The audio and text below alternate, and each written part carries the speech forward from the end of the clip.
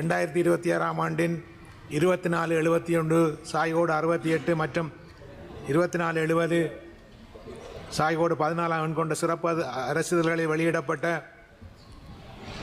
தேசிய போக்குவரத்து ஆணைக்குழு சட்டம் மற்றும் மோட்டார் போக்குவரத்து சட்டத்தின் புதிய ஒழுங்கு விதிகளுக்கு ஒப்புதல் அளிப்பது தொடர்பான கருத்துக்களை இந்த அவையிலே எடுத்துரைக்க விளைகின்றேன். இன்று ஒப்புதலுக்காக முன்வைக்கப்பட்டுள்ள மேற்கூறிய ஒழுங்கு விதிகள் இரண்டும் போக்குவரத்து பொருளாதாரத்தின் இரண்டு வெவ்வேறு தூண்களை கையாளுகின்றன. முதலாவது தனியார் பேருந்து தொழில்துறையை முறைமைப்படுத்துகின்றது. இரண்டாவது சிறப்பு வாகன பதிவெண்களை வருமானமாக மாற்றுகின்றது. இந்த சீர்திருத்தங்கள் தன்னிச்சையாக உருவானவை அல்ல. போக்குவரத்து நெரிசல் மற்றும் சாலை தொடர்பான திறமையின்மையால் ஆண்டுதோறும் ஏற்படும் மொத்த உள்நாட்டு உற்பத்தியின் 2% முதல் 3% வரையிலான இழப்பை குறைப்பதை நோக்கமாக கொண்டு போக்குவரத்து அமைச்சரால் முன்வைக்கப்பட்ட சாலை பாதுகாப்பு செயல் திட்டம் 2025-26 ஒரு பகுதியாகும். திருத்தப் பிரிவு 8 ஆனது 1991ஆம் ஆண்டின் 37ஆம் எண் கொண்ட தேசிய போக்குவரத்து ஆணைக்குழு சட்டத்தின் 44ஆம் பிரிவின் H மற்றும் A பந்திகளின் கீழ் உருவாக்கப்பட்டதும் 2026 ஜனவரி 16ஆம் நாள் இட்டதுமான சிறப்பு அரசிதழில் வெளியிடப்பட்ட ஒழுங்கு விதிகளை குறிக்கின்றது.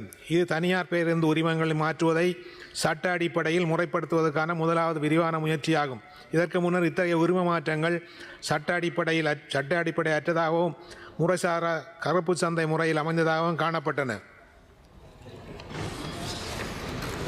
1991ஆம் ஆண்டின் கட்டமைப்பின் கீழ் உரிமங்களை மாற்றுவதற்கு அடிப்படையிலான சட்ட வழிமுறைகள் இருக்கவில்லை. இதனால் உரிமங்கள் முறையற்ற தனியார் ஒப்பந்தங்கள் மூலம் கைமாறின.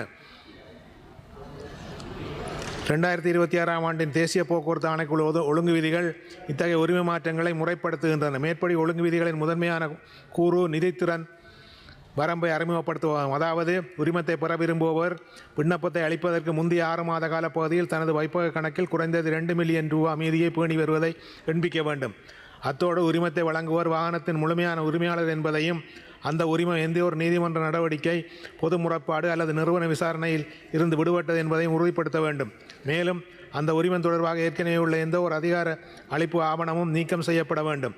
பிரிவு எண் 9 ஆனது 2026 ஜனவரி 5ஆம் நாளிட்ட 2470 சாய்கோடு 14 எண் கொண்ட சிறப்புதலில் வெளியிடப்பட்ட மோட்டார் போக்குவரத்து சட்டத்தின் அத்தியாயம் 203 கீழான திருத்தங்களை கையாளுகின்றது. இது சிறப்பு எண் இந்த சிறப்பு எண் கொண்ட வாகன தேர்வுகளை பெறுவதற்கான வரம்பை விரிவுபடுத்தோடு அதற்கான உயர்ந்த கட்டணத்தை நிர்ணயிக்கின்றது. வரலாற்று அடிப்படையில் சிறப்பு எண் கொண்ட ஒதுக்கீடுகள் 50,000 வரையிலான எண் கொண்ட வாகனங்களுக்கு மட்டுமே வழங்கப்பட்டிருந்தன. 2026ஆம் ஆண்டின் திருத்தமானது மோட்டார் சைக்கிள் தவிர்த்த அனைத்து வாகன வகுப்புகளுக்கும் 50,000 1 முதல் 1 லட்சம் வரையிலான எண்களை இந்த வரம்பிற்குள் கொண்டு வருகின்றது. இந்த புதிய வரம்பில் ஒரு சிறப்பு எண்ணை ஒதுக்குவதற்கு 1 மில்லியன் நிலையான கட்டணம் நிர்ணயிக்கப்பட்டுள்ளது. இது வசதி படைத்தவர்களுக்கு ஒரு ஆடம்பர சேவை வழங்குவதோடு மோட்டார் போக்குவரத்து திணைக்களத்திற்கு வரியல்லாத வருமானத்தை ஈட்டித்தரும் நடவடிக்கையாக அமைகின்றது. இந்த மாற்றங்களின் முதன்மையை புரிந்து கொள்ள 1926ஆம் ஆண்டின் புதிய கட்டமைப்பை 1951ஆம் ஆண்டின் மோட்டார் போக்குவரத்து சட்டம் 1991ஆம் ஆண்டின் தேசிய போக்குவரத்து ஆணைக்குழு சட்டம் ஆகியவற்றோடு ஒப்பிட வேண்டியுள்ளது. பழைய சட்டச்சூழல் சிறப்பு வாகன எண்களை ஒதுக்குவதற்கு பெரும்பாலும் அமைச்சரின் தற்துணிவின் கீழ் அல்லது உள்ளக சுற்றறிக்கை மூலமாகவே கையாளப்பட்டது. இது வெளிப்படைத்தன்மை அற்றதாகவும் கட்டணங்கள் சீரற்றதாகவும் காரணமாக அமைந்தன. 2026ஆம் ஆண்டின் மோட்டார் போக்குவரத்து ஒழுங்கு விதிகள் இதற்கு மாற்றாக ஒரு நிலையான சந்தை கட்டணத்தை அறிமுகப்படுத்துகின்றது. 1 மில்லியன் ரூபாய் கட்டணத்தை நிர்ணயிப்பதன் மூலம் அரசு சிறப்பு எண்களை ஒரு ஆடம்பர சொத்தாக கருதி நிதிரட்டும் மாதிரியை நோக்கி நகர்கின்றது. 2 மில்லியன் ரூபாய் வைப்பாக இருப்பு தேவையை விதிப்பதன் மூலம் நிதி அடிப்படையில் உறுதியானவர்கள் மட்டுமே பொது போக்குவரத்து சேவையை முன்னெடுக்க முடியும் என்பதை அரசு உறுதி செய்கின்றது. இந்த நடவடிக்கைகள் பாதுகாக்கும் மற்றும் வருவாயை மேம்படுத்தும் என்று அரசு நியாயப்படுத்தினாலும் எதிர்க்கட்சிகள் மற்றும் தொழிற்சங்கங்களிலிருந்து விமர்சனங்களை எதிர்கொண்டுள்ளன. சிறப்பு எண் கொண்ட வாகனங்களுக்கு 1 மில்லியன் ரூபாய் அறவிடுவது சாலை பயனாளர்களை செல்வத்தின் அடிப்படையில் பிரிக்கும் ஒரு கௌரவ பண்பாட்டை உருவாக்கும் என்று விமர்சகர்கள் வாதிடுகின்றார்கள்.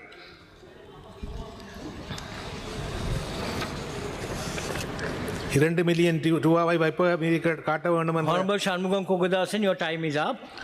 மற்றும் இளைஞர்களுக்கு இது நுழைவதை தடுக்கும் ஒரு தடையாக கருதும் என்று I'll come to you,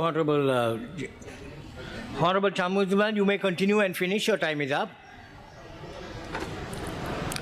இத்தகைய விவாதமானது இலங்கையின் போக்குவரத்து துறையின் ஒரு திருப்பு முனையாக அமையும் முன்மொழியப்பட்டுள்ள ஒழுங்கு விதிகள் போக்குவரத்து துறை ஒரு தொழில்முறை சார்ந்த மற்றும் உயர்தரம் கொண்ட துறையாக மாற்றுவதற்கான முன்முயற்சியாகும்.